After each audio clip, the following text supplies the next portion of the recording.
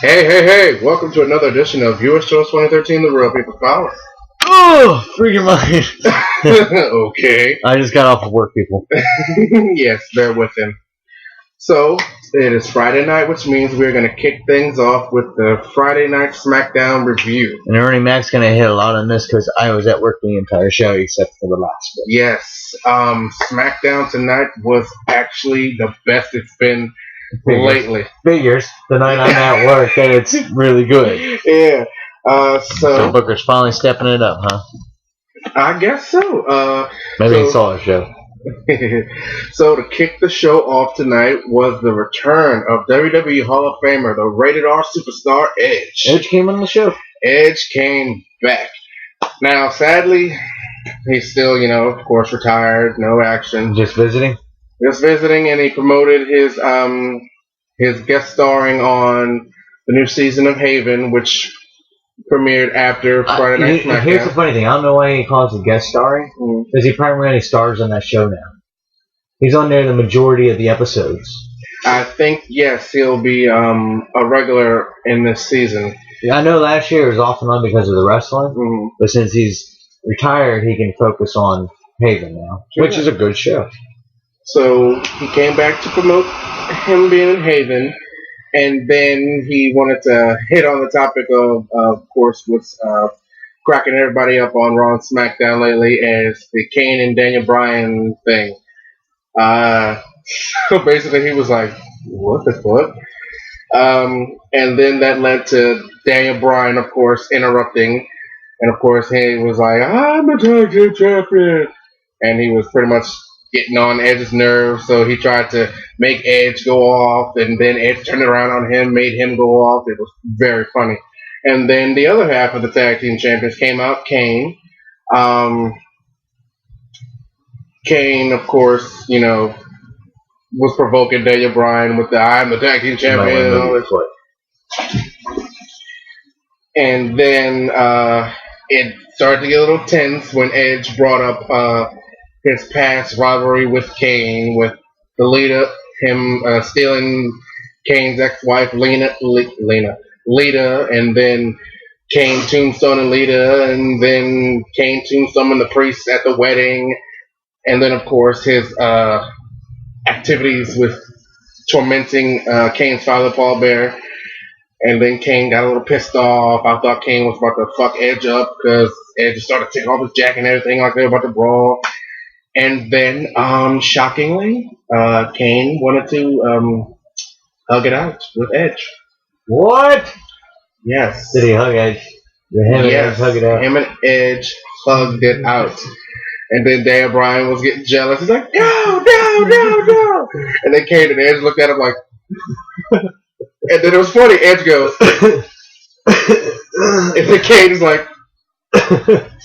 So they were about to hug it out. And I swear, it was so funny. I found it very comical. And then, fucking... Only WWE can make hugging comical. Exactly. Because they pick the oddest couple, the oddest that's the people, part. the people that hate each other.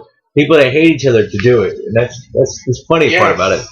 So, and then, to kill the mood, Damien Sandow decided to interrupt. And as he started to get on the roll, Edge steps in and says, who wants to see Damien Sandow get in the ring with one of the tag team champions? They kept going back and forth between Kane, Daniel Bryan, like, I want to fight her. So apparently when it went to commercial, Booker T came on the Titantron and made the match Damien Sandow versus Kane. Now, that was in fact the first night of the match. Kane was whooping Damien Sandow's ass. Yes. Not first night of the match. That's what I said? Yeah. I'm sorry, I apologize. First match of the night. Fuck you. So, like I said, Kane... First night of the match. Shut up, bastard. So Kane was so it's the second mashing night of him. the match. Shut up, fucker! I'll punch you. So, yeah, Kane was decimating him. And as Kane was about to end it, Daniel Bryan decides to grab both championships and go, I'm the tag team champion, distracting Kane, and sadly, Damien Sandow picked up the victory over Kane. Kane, of course, was fucking livid.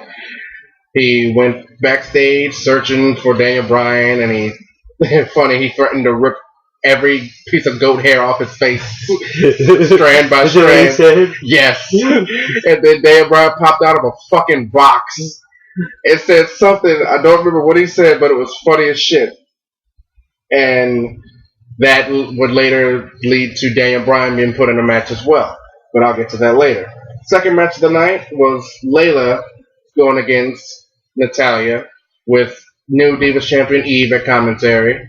Layla picked up the victory. Then it was a tag team action. Randy Orton teaming with world champion Sheamus to take on Alberto Del Rio and Dolph Ziggler.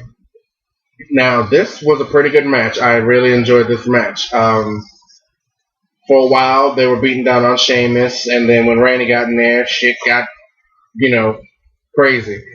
And then Randy, of course, they turned the tables on Randy and all that shit. And then Sheamus got back in the ring. Sheamus pretty much was taking over. He was about to fucking crush.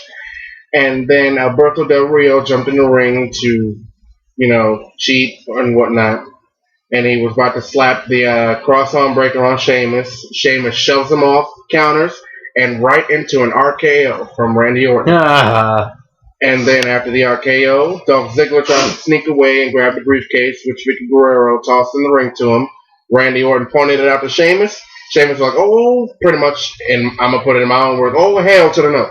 Bro kick. Wow. Laid Ziggler out. The winners of that match, Randy Orton and Sheamus. Good deal. That sounds like a good match. Hell yeah.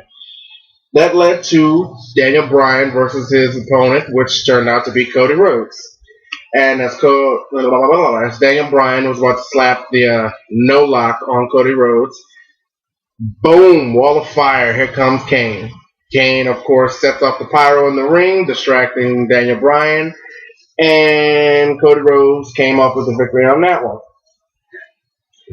And apparently I missed this part because I was elsewhere doing something. They were then put into a third match, a tag team match in the main event, which they would face their previous opponents, Cody Rhodes and Damien Sandow. But that was the main event. So the next match was Brodus Clay versus Heath Slater. And of course, Brodus Clay was whooping on Heath Slater. Out of nowhere comes Drew McIntyre and Jinder Mahal to attack Brodus Clay with, of course, the help of Heath Slater.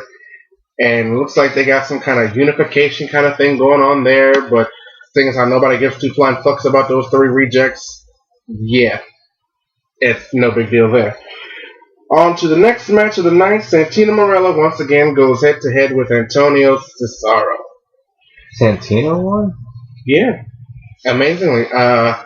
Santino was about to get beat, and then because of Oksana, and Cesaro threw the Cobra little puppet thing, took it off Santino's hand, threw it to the mat, and Oksana was up on the apron, and she was apparently trying to grab the sock to take it out of the ring with her, and her ass stumbles and fucks up her ankle and distracts the ref, preventing Antonio Cesaro from picking up an apparent victory. And then Santino got the roll up in the victory. Right on. So on to the main event, Kane and Daniel Bryan versus Sandow and Cody Rhodes. Again, this was a pretty good match, I gotta admit. The entire tag team division, save for the former tag champs Kofi and R-Truth, were surrounding the ringside area. I'm guessing to get a good glimpse of the champions and how they work and whatnot. So as Kane and Daniel Bryan were about to pick up the victory, Cody Rhodes hits, I think he hit Daniel Bryan with the chair, and they were disqualified, giving Kane and Daniel Bryan the win. So as Kane got the chair, and while Rhodes and Sandow were down, he gives Daniel Bryan the chair. Daniel Bryan is about to strike Cody Rhodes. Daniel Bryan hands the chair to Kane.